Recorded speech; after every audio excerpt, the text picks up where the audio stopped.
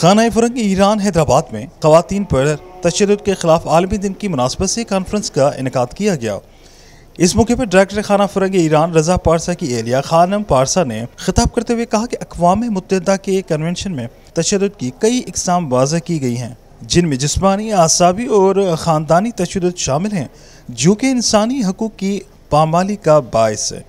उन्होंने कहा कि इन दिनों इस किस्म का तशद्दुद फ़लस्तीन की ख़वातीन और बच्चों पर हो रहा है, जिसकी वजह से दुनिया हैरत ज़ता है कि ख़वातीन पर मुज़ालिम के लिए मौसर आवाज़ बुलंद नहीं की जा रही। उन्होंने कहा कि अक़वाम आलम की जानिब से फ़लस्तीनी ख़वातीन व बच्चों पर हमले इसराइल की कमज़ोरी और बुज़दिली की निशानी है।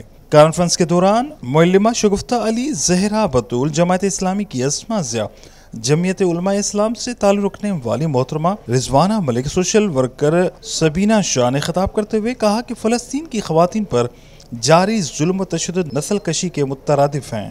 बिस्मिल्लाहिर्रहमानिर्रहीम।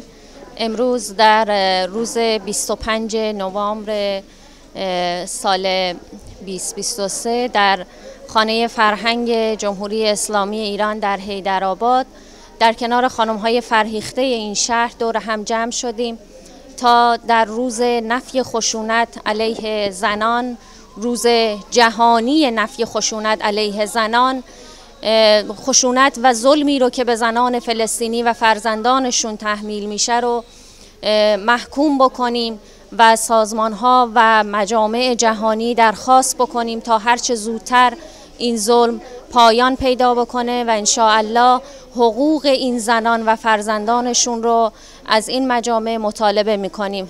ख़वातीन के ख़िलाफ़ और बच्चों के ख़िलाफ़ दुनिया में तशद्दुद के ख़िलाफ़ जो है वो आलमी दिन था, जिसमें ख़वातीन और बच्चों से इज़हार यकजहती किया जाता है। इसी मुनासबत से हमने ये मौका गनीमत समझा कि फ़लस्तीनी माओं और फ़लस्तीनी बच्चों के साथ इज़हार यकजहती कर सकें, क्योंकि इस दिन से बेहतर हमें मौका फ़राहम ना होता। और आज के इस प्रोग्राम में मुख्तलिफ़ ख़वातीन जो मुख्तलिफ़ तबक़ा है फ़िक्र से ताल्लुक़ रखती हैं और मुख्तलिफ़ मकातिब फ़िक्र से इस्लाम के ताल्लुक़ रखती थीं, अहले सुन्नत और अहले तशय्युर, सब ने मिलकर अपने जज्बात का इज़हार किया, ख़ास तौर पर फ़लस्तीनी ख़वातीन के साथ इज़हार यकजहती किया।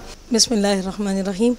आज का ये प्रोग्राम वाक़ईन बहुत एक कामयाब प्रोग्राम है। इस तरह के प्रोग्राम होते रहने चाहिए। 25 नवंबर जो ख़वातीन और बच्चों के ऊपर होने वाले तशद्दुद के ख़ात्मे का दिन मनाया जाता है।